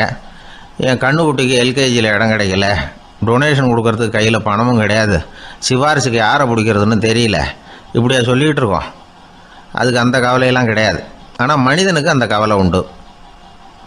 4வது என்னன்னு பார்த்தீங்கன்னா வேலை வாய்ப்பு பிரச்சனை. வேலை கிடைக்கலையே அப்படின்னு வேப்பமரம் கவலைப்படுறதில்ல, ஆனால் மனுஷன் கவலைப்படுறான். 5வது என்னன்னு பார்த்தா கல்யாண பிரச்சனை. எருமை மாடு பசுமாடு எல்லாம் பொண்ணுக்கு மாப்பிள்ளை தேடிட்டாலே இது பேப்பரில் மணமகன் தேவை அப்படின்னு விளம்பரமாக கொடுக்குது, அதெல்லாம் கிடையாது. 6வது என்னன்னு பார்த்தீங்கன்னா பணம் சம்பந்தமான பிரச்சனை. ஆடு மாடுலாம் பணத்தை சேமிக்கணும்னோ ஏதாவது நிதி நிறுவனத்தில் முதலீடு பண்ணணும்னோ நினச்சிக்கிட்டு இருக்கிறதில்ல. பணத்தை எப்படி காப்பாற்றுறது அப்படிங்கிற கவலையும் அதுகளுக்கு கிடையாது. குதிரை குளம்போடு பிறக்குது, அதனால் அது காடு மேடெல்லாம் கவலை இல்லாமல் தெரியலாம். ஆடு உடம்புல ரோமத்தோடு பிறக்குது, அதனால் அது குளிரை பற்றி கவலைப்பட வேண்டிய அவசியம் இல்லை. ஆனால் மனுஷனை பார்த்திங்கன்னா அவன் தான் ஒன்றுமில்லாமல் பிறக்கிறான். ஏன் இந்த பாகுபாடு அப்படின்னு கேட்டால் இதை பற்றி கொஞ்சம் சிந்திச்சு பார்க்கணும். அதாவது இந்த சந்தேகத்தை ஒரு பெரியவர்கிட்டையும் கேட்டேன். அவர் சொன்னார் இதுக்கு பதில். அவர் இதே கேள்வியை இயற்கை கிட்ட கேட்டாராம். இயற்கை பதில் சொல்லிச்சான். வேறு யாருக்கும் கொடுக்காத ஒரு வலுவான கருவியை, ஒரு பவர்ஃபுல் வெப்பன் மனுஷனுக்கு கொடுத்துருக்குறேன்னு, அந்த கருவியை உபயோகப்படுத்தி அந்த 6 பிரச்சனையை மட்டும் இல்லை 6 கோடி பிரச்சனைகள் இருந்தாலும் அதையெல்லாம் சமாளிக்கலாம். அது கருவி என்ன தெரியுமா? அதுதான் 6வது அறிவு. அதை உபயோகப்படுத்தினா காலுக்கு செருப்பு தயார் பண்ணிக்கலாம், குளிருக்கு போர்வை தயார் பண்ணிக்கலாம், என்ன வேணும்னாலும் செய்யலாம் அப்படின்னு இயற்கை பதில் சொல்லிச்சான். அதனால் நாம் செய்ய வேண்டியது என்னென்னா இயற்கையை முதல்ல சரியாக புரிஞ்சுக்கணும். இயற்கையின் படைப்பையே நாம் சரியாக புரிஞ்சுக்கிறது இல்லையே, அதுதான் வேதனை. இந்த கதையை கேளுங்க. இப்போ நகரத்திலேருந்து ஒரு ஆள் கிராமத்துக்கு வந்தான். அங்கே ஒரு சிறுவன் மாடு மேய்ச்சிக்கிட்டு இருந்தான். நகரத்து ஆள் சொன்னான், எவ்வளோ அழகான பசு, அது சரி இதுக்கெல்லாம் ஏன் கொம்பு இல்லைன்னா. இதுக்கு அந்த பையன் பதில் சொன்னான், பசுமாட்டுக்கு கொம்பு இல்லாததுக்கு பல காரணங்கள் உண்டு. கண்ணுக்குட்டியாக இருந்தால் கொம்பு இருக்காது, பசு வளர்ந்து பெருசானதுக்கு அப்புறம் தான் கொம்பு முளைக்கும், இது ஒரு காரணம். சில சமயம் வளர்கிற கொம்பை எடுத்து விடுறது உண்டு, அது ஒரு காரணம். ஆனால் இதுக்கு ஏன் கொம்பு இல்லைன்னு கேட்குறீங்க. அதுக்கு என்ன காரணம்னா இது பசு இல்லை குதிரை அப்படின்னானா. ஒரு ஊரில் ஒரு மன்னர் இருந்தார். அந்த ஊரில் அடிக்கடி சேவல் சண்டை நடக்கிறது வழக்கம். அரண்மனையில் ஒரு ஆள் இருந்தான். மன்னருக்காக அவன் ஒரு சேவல் வாங்கிட்டு வந்தான். சண்டை போடுறதுக்காக அந்த சேவலை தயார் பண்ணிகிட்டு இருந்தான். கொஞ்ச நாள் ஆச்சு. மன்னர் அந்த ஆளை கூப்பிட்டார். என்னப்பா சேவல் தயாராகிட்டுதா அப்படின்னு கேட்டார். இன்னும் அது தயாராகல மன்னா, இன்னும் வளரல, அதுக்கான தகுதி இன்னும் அதுக்கு வரல அப்படின்னா. எதனால் அப்படி சொல்கிறேன்னாரு. கோபம் ரொம்ப கடுமையாக இருக்குது அப்படின்னா. சரி அப்படின்னு விட்டுட்டார். மறுபடியும் கொஞ்ச நாள் ஆச்சு. இப்போ எப்படி நிலைமை, சேவல் தயாரா அப்படின்னார். இன்னும் இல்லை அரசே, மற்ற சேவல் எங்கேயாவது கூவுற சத்தம் கேட்டால் உடனே இது பரபரப்பாயிடுது, பக்கத்தில் ஒரு சேவலின் நிழலை கண்டா கூட இது பரபரப்பாயிடுது அப்படின்னா. சரி இன்னும் கொஞ்ச நாள் ஆகட்டும்னு விட்டுட்டார். கொஞ்ச நாள் ஆச்சு. இப்போ மறுபடியும் விசாரித்தார். இன்னும் நம்ம சேவலுக்கு அந்த தகுதி வரலமண்ணா, போராட்ட உணர்வு அதுக்கு இன்னும் இருந்துக்கிட்டு தான் இருக்குது, உள்ளே மெதுவாக தான் எரிய ஆரம்பிச்சிருக்குது போராட்ட உணர்வு, அப்படி இருக்கக்கூடாது, அது பற்றி எரிய வேண்டாமா அப்படின்னா. இன்னும் கொஞ்ச நாள் ஆச்சு. இப்போ எப்படின்னு கேட்டார். இப்போ அவன் சொன்னான், மண்ணா கிட்டத்தட்ட அது போருக்கு தயாராகிட்டுது அப்படின்னு நினைக்கிறேன்னா. எதனால் அப்படி சொல்கிற அப்படின்னு கேட்டார். மற்ற சேவலின் குரலை கேட்டால் அது அசைகிறதே இல்லை, ஒரு பொம்மை மாதிரி ஆயிடுது, அதுக்கு உள்ள ஒரு நுட்பமான விழிப்புணர்வு வந்துட்டுது, அதனால் அது அமைதியாக இருக்குது, மௌனமாக இருக்குது. இனிமே அதுக்கு இணையான சேவலே கிடையாது. வெற்றி பெற அது போராட வேண்டிய அவசியமே இல்லை. அதை பார்த்த உடனே எதிரி சேவல்கள் பயந்துட்டு ஓடி போடும் அப்படின்னு சொன்னானாம். அந்த சேவலை வளர்த்தவர் சி சிங் சு அப்படின்னு பேர். இந்த சுசுகி சொன்ன கதையும் அது. ஞானிகள் என்ன சொல்றாங்க தெரியுமா? அந்த சேவலின் ரகசியத்தை நீயும் கற்றுக்கொள், நீ அப்படி ஆயிடு, சண்டை போடாமலே வெற்றிகள் பெறுகிற நுட்பத்தை புரிந்துகொள். இதுதான் ஞானிகள் உபதேசம். ஒரு குரு கிட்ட ஒருத்தன் போயிருக்கிறான். எனக்கு சண்டை போட கற்றுக் கொடுங்கன்னா. அதுக்கு என்ன செய்யணும்னார். என்ன உங்கள் மாணவனாக சேர்த்துங்கண்ணா. சரி, இப்போ உன்னுடைய பலம் என்னன்னு கேட்டிருக்கார். இப்போ நான் தனி ஆளாக இருந்து ஒரு 100 பேரை சமாளிப்பேன் நானா. சரி, அப்படின்னா என்னுடைய மாணவனாக உன்னை சேர்த்துக்கிறேன்ருக்கார். சேர்த்துக்கிட்டார். 6 மாதம் பயிற்சி கொடுத்தார். அதுக்கப்புறம் இவனை கூப்பிட்டு கேட்டார், இப்போ உன்னுடைய திறமை எவ்வளவுன்னு. இப்போ நான் தனி ஆளாக இருந்து ஒரு 50 பேரை சமாளிப்பேன் நானா. இன்னும் உனக்கு பயிற்சி தேவைன்னாராம். தொடர்ந்து சில நுட்பங்களை எல்லாம் சொல்லி கொடுத்துருக்கிறார். 1 வருஷம் ஆச்சு. எல்லாத்தையும் கற்றுக் கொடுத்துட்டார். அப்புறம் கூப்பிட்டு கேட்டார், இப்போ உன்னுடைய திறமை எப்படிப்பா, எதிரிகள் எத்தனை பேரை உன்னால் சமாளிக்க முடியும்னாராம். அவன் சொன்னான், ஐயா, எதிரிகளின் பலம் என்னங்கிறத புரிஞ்சிக்காம அதை நான் சொல்ல முடியாதுன்னு நானும். இனிமேல் உனக்கு பயிற்சி தேவையில்லை, போயிட்டு வான்னு அனுப்பி வச்சுட்டாரான். ஒரு உண்மையை நாம் புரிஞ்சுக்கணும். அதாவது அடிக்கிறதுக்கு நமக்கு துணிச்சல் தேவையில்லை, அடிக்காமல் இருக்கிறதுக்கு தான் துணிச்சல் தேவை. அடித்தா திருப்பி அடிக்கிறவன் மன உறுதி உள்ளவன் இல்லை, அடித்தா திருப்பி அடிக்காமல் இருக்கிறான் பாருங்க, அவன் தான் மன உறுதி உள்ளவன். ஒருத்தன் தலை திரிக்க வேகமாக ஓடிக்கிட்டு இருந்தான். நான் எங்கடா ஓடுற அப்படின்னா, எதுக்க வந்தவன். ஒரு சண்டையை நிறுத்தத்தான் இப்படி ஓடுறேன் அப்படின்ட்டுருக்கான். யாருக்கும் சண்டை, எனக்கும் இன்னொரு ஆளுக்கும் சண்டை அப்படின்னு நானா. நம்ம உடம்புல ரத்த அழுத்தம் இருக்குதே, அது நல்லதா கெடுதலாம். உடனே அது கெடுதல்னு தான் சொல்லுவோம். ஆனா உண்மை அது இல்லை. இயற்கையா உள்ள ரத்த அழுத்தம் நம்ம உடம்புக்கு தேவையான ஒண்ணு. அந்த அழுத்தம் அதிகமா போனாதான் கெடுதல். அததான் நாம பிபின்னு சொல்றோம். ஆனா அது உண்மையிலேயே உயர் ரத்த அழுத்தம், ஹைப்பர் டென்ஷன். இதயம்ங்கிறது ஓயாம வேலை செஞ்சுக்கிட்டு இருக்கிற ஒரு பம்பு. இதயம் சுருங்கி ரத்தத்தை பம்பு செய்யறப்போ ரத்த அழுத்தம் கூடுதலா இருக்கும். இதுக்கு பேரு சிஸ்டாலிக் பிளட் பிரஷர் அப்படின்னு பேர். இதயம் விரிந்த நிலைக்கு திரும்புறப்போ ரத்த அழுத்தமும் குறையுது. இதுக்கு பேரு டயஸ்டாலிக் பிளட் பிரஷர் அப்படின்னு பேர். இப்படி இது மாறி மாறி இருக்கும். இந்த பிபி 140 90 இப்படின்லாம் சொல்றாங்கல்ல, இதுதான். சீரா இருக்க வேண்டிய ரத்த அழுத்தம் ஒரு அளவுக்கு மேல அதிகரிச்சுட்டா ஆபத்து ஆரம்பம்னு அர்த்தம். சரி, இந்த உயர் ரத்த அழுத்தம் உண்டாகிறதுக்கு என்ன காரணம்? இதனாலதான் இது வருதுன்னு ஒரு காரணத்தை குறிப்பிட்டு சொல்ல முடியாது.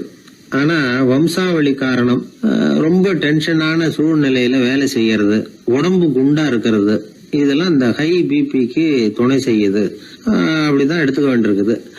இது கிருமியினால ஏற்படுற வியாதி இல்லை, உடம்புல ஏற்படுற ஒரு பழுது, அவ்வளவுதான். இப்ப 40 வயசுக்கு மேலதான் பொதுவா இது பாதிக்கும். அதெல்லாம் சரி. ஒருத்தருக்கு உயர் ரத்த அழுத்தம் இருக்குது, அதை கட்டுப்படுத்துறதுக்கு வழி ஏதாவது உண்டா அப்படின்னா உண்டு. மருந்து கொடுத்தும் சரி பண்ணலாம். மருந்து இல்லாத சிகிச்சை முறைகளும் இருக்குது.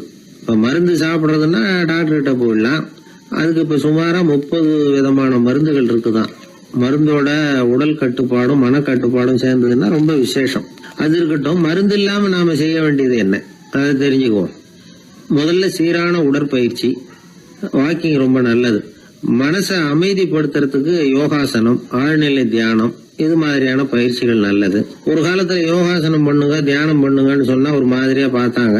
இப்ப மருத்துவ நிபுணர்களே அதெல்லாம் ரொம்ப அவசியம்தான் அப்படின்னு சொல்றாங்க. இன்னொரு அதிசய சிகிச்சை முறை இப்போ வழக்கத்துக்கு வந்திருக்குது. பயோ ஃபீட்பேக் அப்படின்னு பேர். மூளையின் அழுத்த அலைகளை பதிவு பண்ணி அதை மறுபடியும் உடம்புக்குள்ள செலுத்தி இந்த ரத்த அழுத்தத்தை சீராக்கி போடுறாங்க. சில பேருக்கு இந்த ஹை பிபி பார்டர் லைன்ல இருக்கும். அவங்களுக்கெல்லாம் மருந்துகள் அவசியம் இல்லை. வாழ்க்கை முறையில சில மாற்றங்களை பண்ணிக்கிட்டாவே போதும். பிஹேவியரல் மாடிஃபிகேஷன்ஸ்னு சொல்றாங்க. அது எப்படின்னா, பரபரப்பான வாழ்க்கை முறையை தவிர்க்கணும். புகைப்பிடிக்கிற பழக்கம், மது அருந்தும் பழக்கம், இதெல்லாம் இருந்தா விட்டுடணும். சாப்பாட்டுல உப்பை குறைக்கணும். கொழுப்பு சத்து ஆகாரங்களை குறைச்சிக்கணும். முடிஞ்சா விட்டுடலாம். குடும்பத்துல ஏற்கனவே யாருக்காவது ஹை பிபி இருந்தா சந்ததிகள் ஜாகிரதையா இருக்கணும். நடுத்தர வயசை அடைஞ்சவங்க அப்பப்ப அந்த பிபி செக் பண்ணிக்கிறது நல்லது. டாக்டர் சொல்றத நம்மள பல பேர் சரியாவே கேட்கறது இல்லை. அதனாலதான் இடைஞ்சல். ஒரு ஆளு பிபின்னு சொல்லி டாக்டர் கிட்ட போனான். உடம்பு குண்டா இருக்கு, அதை குறைக்கணும், முதல்ல தினமும் உடற்பயிற்சி பண்ணு அப்படின்னாரு. சரின்னு சொல்லிவிட்டு வந்தான், செஞ்சான். கொஞ்ச நாள் கழிச்சு மறுபடியும் டாக்டர் கிட்ட போனான். என்னப்பா எக்ஸசைஸ் பண்ணியா அப்படின்னு கேட்டார். தினமும் பண்ணினேன் டாக்டர்னா. என்ன பண்ணேன்னு கேட்டார். முன்னெல்லாம் சிகரெட்டை வந்து கடையில வாங்குவேன், இப்ப நான் அப்படி வாங்குறத விட்டுட்டேன். தினமும் நானே என் கையாலேயே உருட்டி தயார் பண்றேன் டாக்டர். இது ஒரு எக்ஸசைஸ் தானே அப்படின்னா. ஒரு ஏரி ஓரமா 2 பசங்க நடந்து போயிட்டு இருக்கிறாங்க. அதுல ஒருத்தன் பணக்கார வீட்டு பையன், இன்னொருத்தன் ஏழை. இவங்க 2 பேரும் போயிட்டு இருக்கிறாங்க. வழியில் ஒரு இடத்துல ஒரு ஜோடி செருப்பு இவங்க கண்ணில் படுது. ஒரு விவசாயி அந்த செருப்பை அங்கே விட்டுட்டு பக்கத்தில் இருந்த ஏரியில் கை காலை கழுவிட்டு இருக்கிறார். உடனே அந்த பணக்கார பையனுக்கு ஒரு ஐடியா. அவன் சொன்னானா, டேய், இப்போ ஒரு வேடிக்கை செய்யலாம். அந்த செருப்பு 2ஐயும் தூக்கி எட்டத்தில் வீசி எறிஞ்சிருவோம். அந்த ஆள் வந்து பார்த்துட்டு செருப்பை தேடி அல்லாடுவான், அங்கேயும் இங்கேயும் ஓடுவான், திருன்னு முழிப்பான். அதை பார்த்து நாம் ரசிக்கலாம், நல்ல தமாஷா இருக்கும் அப்படின்னு இருக்கான். இப்படி சொல்லிவிட்டு அந்த செருப்புகளை தூக்கிறதுக்கு போனானா. கொஞ்சம் பொறு அப்படின்னானா அந்த ஏழை பையன். ஏன்னு கேட்டிருக்கான் அவன். இப்போ அந்த ஏழை பையன் சொன்னானா, நீ சொல்றது ஒன்றும் வேடிக்கை கிடையாது. உன்னோட செருப்பு தொலைஞ்சா உன் அப்பா உடனே உனக்கு வேற செருப்பு வாங்கி கொடுத்துருவார். ஆனால் அந்த ஆளுக்கு இந்த செருப்பு தொலைஞ்சதுன்னா வேற புதுசாக வாங்கிறதுக்கு வாயையும் வயத்தையும் கட்டி பணத்தை சேர்க்க வேண்டியிருக்கும். அதனால நான் ஒரு வேடிக்கை சொல்கிறேன், அது மாதிரி செய், அது இன்னமும் தமாஷா இருக்கும் அப்படின்னு நானா. எப்படி அது சொல்லுன்னு இருக்கான் அவன். செருப்பு 2ம் அது இருக்கிற இடத்துலயே இருக்கட்டும். உன் சட்டை பையிலிருந்து ஒரே ஒரு ரூபா நாணயத்தை எடு. அதை அந்த செருப்பு மேலே அதோட குதிகால் பகுதியில் வச்சுட்டு நாம் 2 பேரும் அந்த மரத்துக்கு பின்னாடி ஓடி போய் மறைஞ்சு நின்றுக்குவோம். அப்புறம் பாரு வேடிக்கையே அப்படின்னா. அதே மாதிரி ரூபா காசு செருப்பு மேலே வச்சுட்டு இவங்க 2 பேரும் மறைஞ்சு நின்றுக்கிட்டாங்க. கொஞ்ச நேரத்தில் அந்த விவசாயி வந்தார். காலில் உள்ள மண்ணை தட்டிவிட்டு செருப்பை மாட்டுறதுக்காக போனார். அங்கிருந்த காசு கண்ணில் போட்டுட்டுது. அவருக்கு ஆச்சரியமாக போச்சு. அதை கையில் எடுத்து பார்க்குறார். 4 பக்கமும் திரும்பி திரும்பி பார்க்குறார், யார் இதை வச்சிருப்பான்னு. கடைசியில் ஆகாயத்தை பார்க்குறார். ஆண்டவா, இது உன்னோட கருணை தான். நீ தான் யாரோ புண்ணியவான் மனசில் தர்மம் பண்ணுற எண்ணத்தை உண்டாக்கி இருக்கிற. அந்த புண்ணியவான் நல்லா இருக்கணும் அப்படின்னு வாழ்த்தி அந்த காசை கண்ணில் ஒத்திக்கிட்டாரான். மறைஞ்சிருந்து பார்த்துக்கிட்டு இருந்த ஏழை பையன் இப்படி சொன்னான், பாத்தியா, உன்னை புண்ணியவான்னு வாழ்த்திக்கிட்டு போறார் அந்த ஆள். அவருக்கும் சந்தோஷம், அதை பார்த்து நமக்கும் சந்தோஷம்.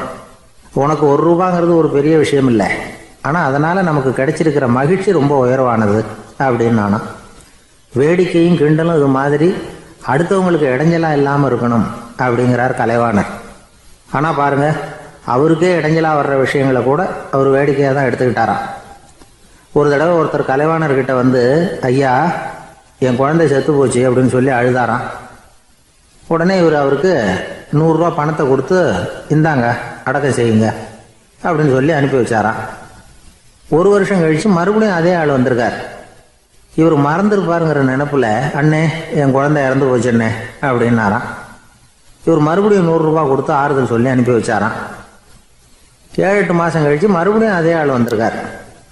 அவர் வாயை திறக்கிறதுக்கு முன்னாடியே இவர் 100 ரூபாய் அவர் கையில் வச்சு, போன 2 தடவை தான் குழந்தை செத்து போச்சு, இந்த தடவையாவது அதை சாகாமல் காப்பாற்றி விடு அப்படின்னு சொல்லி அனுப்பி வச்சாராம். அதுக்கப்புறம் அந்த ஆள் வர்றதே இல்லையா. நமக்கு முன்னாடி நமக்கு வேண்டிய ஒருத்தர் ஒரு கிளாஸில் நமக்கு பழச்சாறு கொண்டாந்து வைக்கிறாருன்னு வச்சுக்கோங்க. உடனே நாம் என்ன பண்ணுவோம், எடுத்து கிடுகிடுன்னு சாப்பிட்ருவோம், அடுத்தவங்க யாரும் வர்றதுக்குள்ள. அதை விட்டுட்டு அதை கொண்டாந்து வச்சவர்கிட்டயே அதோட விலை என்ன அப்படி இப்படின்னு நான் கேட்டுக்கிட்டு இருப்போம்.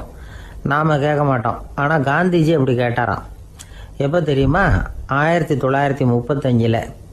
அந்த வருஷம் மே மாதத்தில் ஒரு நாள் காந்திஜி டெல்லியில் இருக்கிறார்.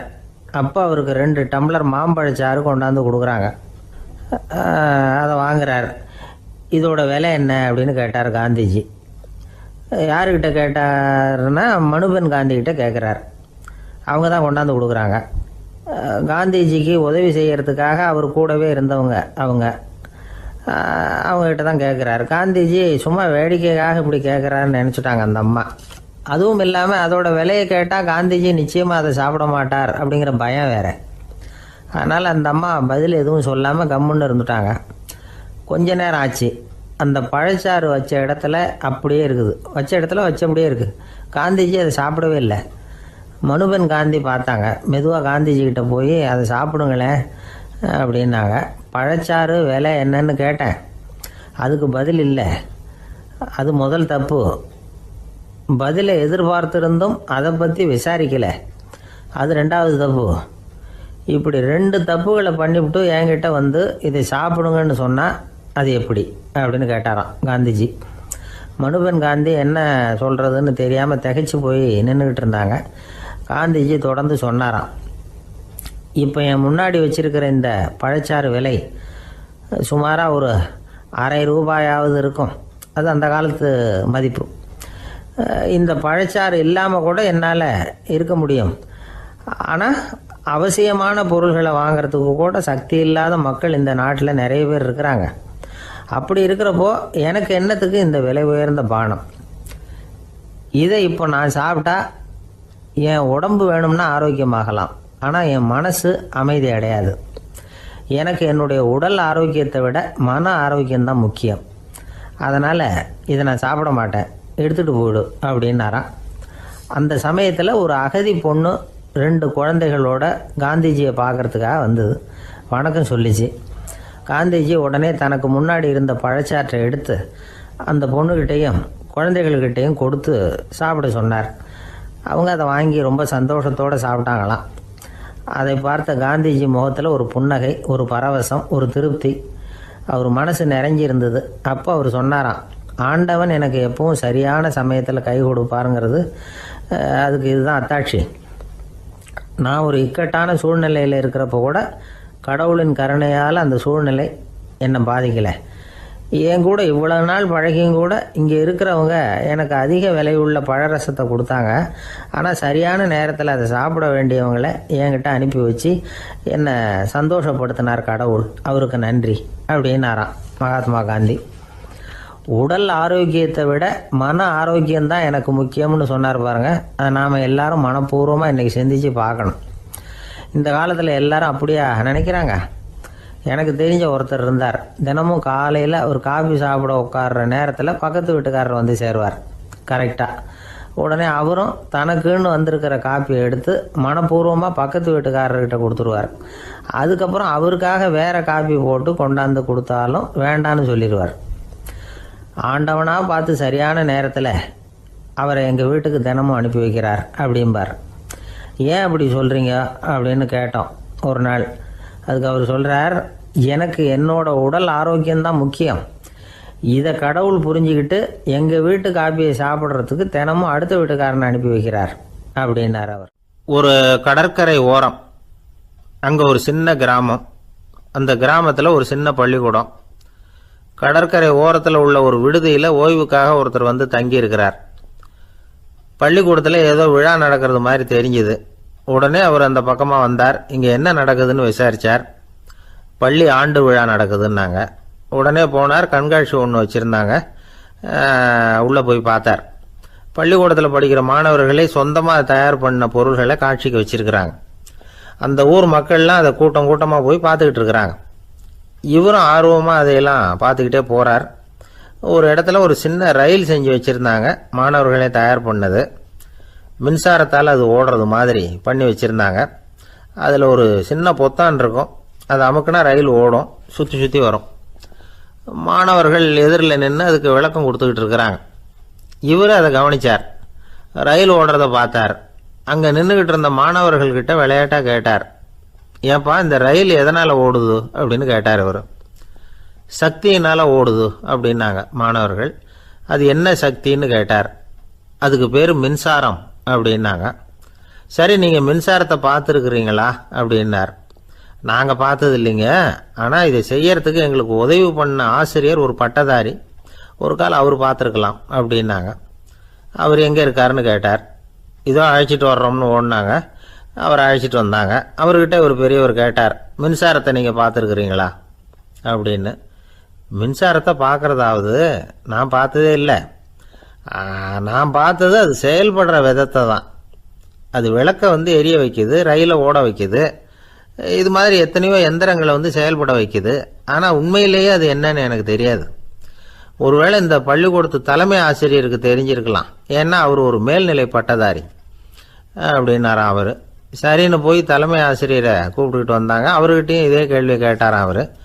மன்னிக்கணும், இந்த கேள்வி இதுவரைக்கும் யாரும் என்கிட்ட கேட்டதில்லை. சக்தியை யாரும் பார்க்க முடியாது, ஆனால் அது செயல்படும் விதத்தை தான் பார்க்க முடியும் அப்படின்னாராம் அவர். இப்போ இதுவரைக்கும் கேட்டுக்கிட்டு இருந்த பெரியவர் சிரிச்சார். சிரிச்சுட்டு சொன்னாராம், சரி, அதுக்காக ஒன்றும் கவலைப்படாதீங்க, என்னுடைய பெயர் தாமஸ் ஆல்வா எடிசன் அப்படின்னாராம். இதை கேட்டதும் அங்கே இருந்தவங்களுக்கெல்லாம் அதிர்ச்சி, ஆச்சரியம். என்னது, நீங்கள் தானா எடிசன்? நீங்கள் எவ்வளவு மின்சார கருவிகளை உண்டாக்கி இருக்கிறீங்க, நீங்களா இந்த கேள்வியை கேட்டது அப்படின்னாங்களாம். ஆமாம், நான் தான் கேட்குறேன், ஏன்னா நானே மின்சாரத்தை பார்த்தது கிடையாது அப்படின்னாராம் அவர். அன்புங்கிறது இப்படிப்பட்டது தாங்கிறார் ஓஷோ. அன்புங்கிறது நம்ம உடற்கூறு அமைப்பில் இல்லை, அது நம்ம உடம்புல உள்ள